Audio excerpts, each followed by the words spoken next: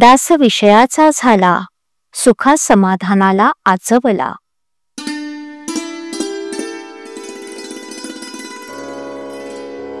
सर्व दुःखाचे मूळ देह हाच होय, त्यातच देहाला दुखणे म्हणजे दुःखाचा कळस होय। मिठाचे खारटपण, साखरेचे पांढरेपण, यास नसते वेगळेपण, तैसे देह आणि दुःख जाण। देहाने जरी सुदृढ झाला, तेथेही दुःखाचा विसर नाही पडला। सावली जशी शरीराला, तसा रोग आहे शरीराला। रामकृष्णादिक अवतार झाले, परी देहाने नाही उरले। स्वतःचा नाही भरवसा, हे अनुभवास येई, परी वियोगाचे दुःख अनिवार्य होई। देह दुःख फार अनिवार्य, चित्त होई नित्य अस्थिर। देहाचे भोग देहाचेच माथी, ते कोणास देता येत नाहीत, कोणाकडून घेता येत नाहीत। आजवर जे जे काही आपण केले, ते ते प्रपंचाला अर्पण केले, स्वार्थाला सोडून नाही राहिले।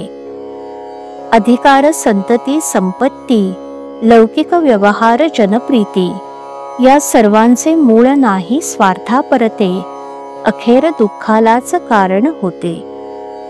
जो जो प्रयत्न केला आपण, तेच सुखाचे निधान समजून, कल्पनेने सुख मानले, हाती आले असे नाही झाले।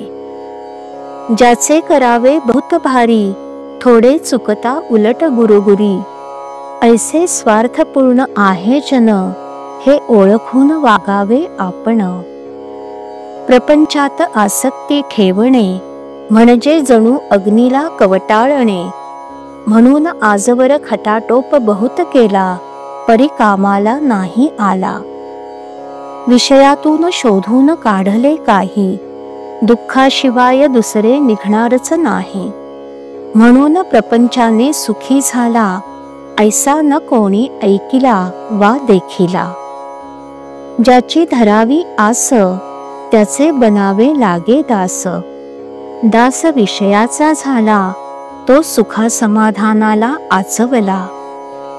ज्या रोपट्यास घालावे खत पाणी, त्याचेच फळ आपणा घेई। विषयास घातले खत जाण, तरी कैसे पावावे समाधान। प्रपंचातील संकटे अनिवार्य, कारण प्रपंच दुःखरूप जाण। आजवरी नाही सुखी कोणी झाले, ज्यांनी विषयी चित्त गुंतविले। कडू कारले किती साखरेत घोळले, तरी नाही गोड झाले, तैसे विषयात सुख मानले, दुःख मात्र अनुभवास आले। प्रपंचातील उपाधी देत असे सुख दुःखाची प्राप्ती, संतती, संपत्ती, वैभवाची प्राप्ती, जगातील मानसन्मानाची गती। आधुनिक विद्येची संगती, न येईल समाधानाप्रती। प्रपंचातील सुखदुःखाची जोडी, आपणाला कधी न सोडी।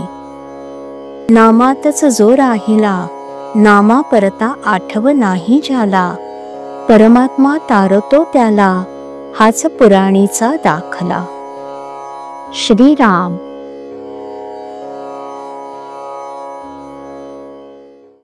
श्रीराम जय राम जय जय राम। श्रीराम जय राम जय जय राम। श्रीराम जय राम जय जय राम। श्रीराम जय राम जय जय राम। श्रीराम जय राम जय जय राम। श्रीराम जय राम जय जय राम। श्रीराम जय राम जय जय राम। श्रीराम जय राम जय जय राम। श्रीराम जय राम जय जय राम।